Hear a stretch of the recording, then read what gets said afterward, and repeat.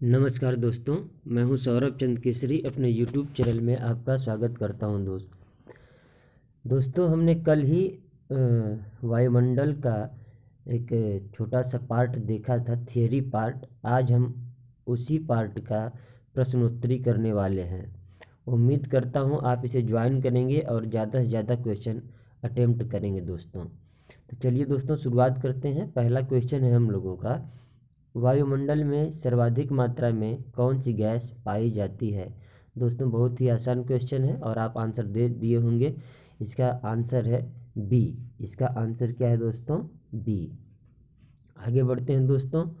वायुमंडल की सबसे निचली परत को क्या कहते हैं? उम्मीद करता हूं दोस्त ये भी क्वेश्चन आपके लिए बहुत ही आसान होगा। तो दोस्तों ऑप्शन नंबर सी, उसको क्या कहते हैं दोस्तों? क्षोभ मंडल। तीसरा क्वेश्चन है दोस्तों, उल्कापिंड की घटना किस मंडल में होती है? जल्दी से आंसर दीजिए दोस्तों।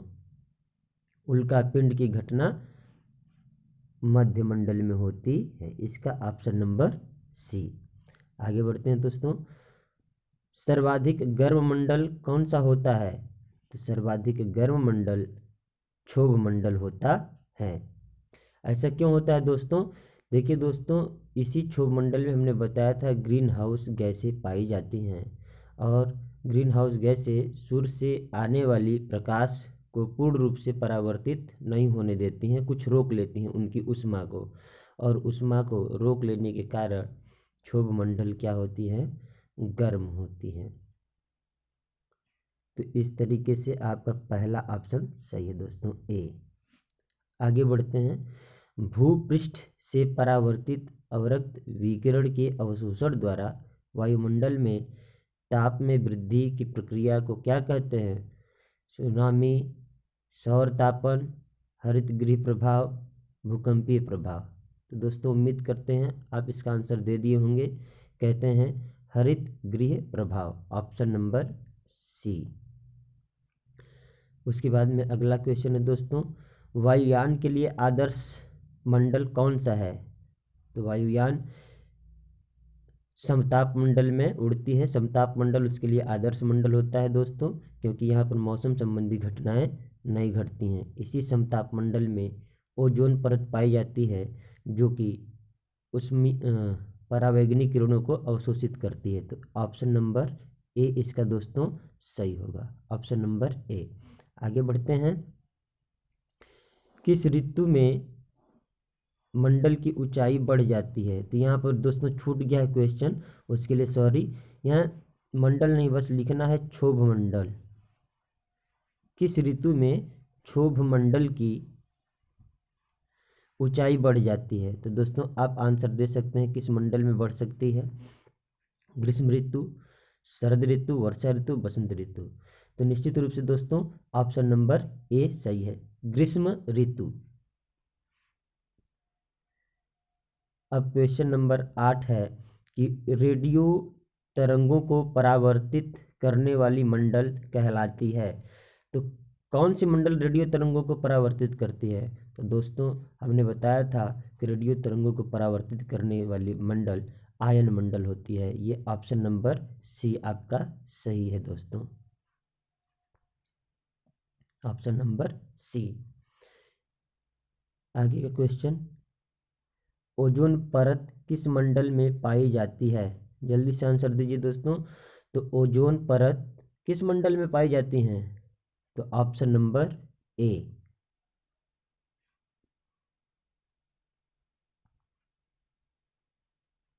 समताप मंडल में। आगे करते हैं क्वेश्चन, वायुमंडल की उत्पत्ति निम्नलिखित में से किस घटना से हुई है? दोस्तों बहुत ही अच्छा क्वेश्चन है ये। भूकंपीय प्रक्रिया से, वर्षा की प्रक्रिया से, गैसीय प्रक्रिया से, या उपर्युक्त सभी? जल्दी बताइए। उम्मीद करता हूँ सभी लोग दिए होंगे उपर्युक्त सभी, लेकिन हमने बताया था दोस्तों कि गैसीय प्रक्रिया से हुई है। लगभग 99.9% गैसीय प्रक्रिया से हुई है, क्योंकि ज्वालामुखी विस्फोट के दौरान प्रारंभ में हाइड्रोजन हीलियम गैस तथा उसके बाद carbon dioxide, carbon monoxide, nitrogen जैसे गैस भी निकली और वायुमंडल का निर्माण हुआ। तो निश्चित रूप से दोस्तों इसका ऑप्शन नंबर क्या होगा आपके लिए? सी होगा दोस्तों, गैसीय प्रक्रिया द्वारा। अब इसमें दिया निम्नलिखित में से कौन सी सबसे भारी गैस है? तो आंसर दीजिए दोस्तों, क्या आपका CO2 है, या N2 है, या O2 है, या मीथेन है? मीथेन का सूत्र होता है दोस्तों CH4। आप बताइए कौन सा होगा? तो निश्चित रूप से आप सभी को पता होगा carbon dioxide. Option number A सत्य है, क्योंकि हमने बताया था सबसे भारी गैस कौन सा है? निम्नलिखित में से CO2, यही गैस ग्रीन हाउस प्रभाव के लिए भी उत्तरदायी है। अब अगला क्वेश्चन है दोस्तों, वायुमंडल में नाइट्रोजन गैस पाई जाती है, बताइए कितने प्रतिशत पाई जाती है? तो ये तो हलवा क्वेश्चन लग रहा है, इसका ऑप्शन नंबर ए सही है दोस्तों। निम्नलिखित में से पृथ्वी के तापमान वृद्धि में कौन सी गैस कारक है? तो कौन सी गैस उत्तरदायी है दोस्तों? कार्बन डाइऑक्साइड की, ओजोन, या नाइट्रोजन, या इनमें से कोई नहीं? तो निश्चित ही रूप से सभी को पता होगा option number A for America दोस्तों। आगे बढ़ते हैं। क्षोभ मंडल तथा समताप मंडल में एक सीमा है, उस सीमा को क्या कहते हैं? तो उस सीमा का नाम है दोस्तों क्षोभ सीमा। ऑप्शन नंबर बी सही है। आगे का क्वेश्चन है दोस्तों, किस मंडल में ऊंचाई के साथ तापमान पुनः घटता है? दोस्तों हमने ये नहीं कहा कि घटता है, हमने कहा पुनः घटता है। तो ऑप्शन जल्दी से दीजिए, आपके पास समताप मंडल, मध्य मंडल, आयन मंडल, वायुमंडल है। तो निश्चित रूप से आंसर आप क्या देंगे? मध्य मंडल, ऑप्शन नंबर बी। देखिए दोस्तों, हमने पढ़ाया था कि क्षोभ मंडल में ऊपर की ओर जाते हैं तो तापमान घटता है, और 165 मीटर ऊपर जाने पर 1 डिग्री सेल्सियस का ह्रास होता है, कमी आती है। लेकिन समताप मंडल में तापमान स्थिर होता है, लेकिन जब हम मध्य मंडल में जाते हैं तो ऊंचाई पर जाने पर पुनः एक बार तापमान में ह्रास होता है, तापमान घटता है, और वहाँ एक समय ऐसा आता है कि उसमें -100 डिग्री सेल्सियस तक तापमान चला जाता है। 16 नंबर का क्वेश्चन कहता है दोस्तों, उपग्रह लॉन्च करने के लिए आदर्श मंडल है। तो निम्नलिखित में से कौन सा आदर्श मंडल है उपग्रह लॉन्च करने के लिए दोस्तों? तो हमने पढ़ाया था बाह्य मंडल, ऑप्शन नंबर सी। अगर बाह्य मंडल नहीं देता तो हम आयन मंडल ही लगाते, लेकिन बाह्य मंडल ही सत्य दोस्तों। दो तरीके के हमने बताए थे लॉन्च किए जाते हैं, एक भूस्थैतिक और दूसरा कक्षीय स्थैतिक या ध्रुवीय स्थैतिक। ओजोन दिवस कब मनाया जाता है दोस्तों? प्रतिवर्ष ओजोन दिवस कब मनाया जाता है? 2 दिसंबर, 16 दिसंबर, 14 सितंबर और 16 सितंबर। तो निश्चित रूप से सभी को पता होगा दोस्तों, ऑप्शन नंबर हमारा है डी, 16 सितंबर। 16 सितंबर को मनाया जाता है ओजोन दिवस, क्योंकि ओजोन परत में छेद हो गया है दोस्तों, तो उसको बचाने के लिए, जागरूकता फैलाने के लिए प्रति 16 सितंबर को ओजोन दिवस मनाया जाता है।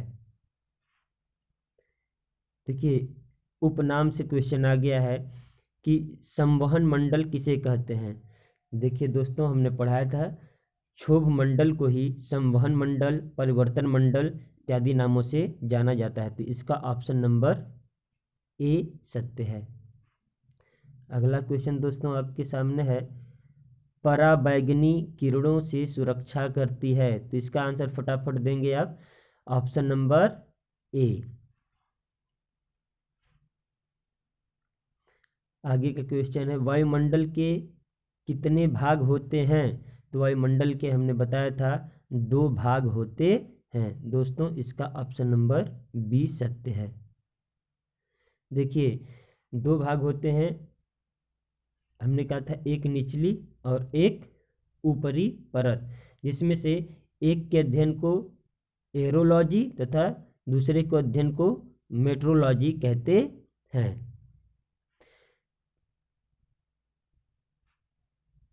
दोस्तों मिलते हैं नेक्स्ट वीडियो में, तब तक के लिए नमस्कार। वीडियो अच्छा लगे तो लाइक करें, सब्सक्राइब करें तथा शेयर करें।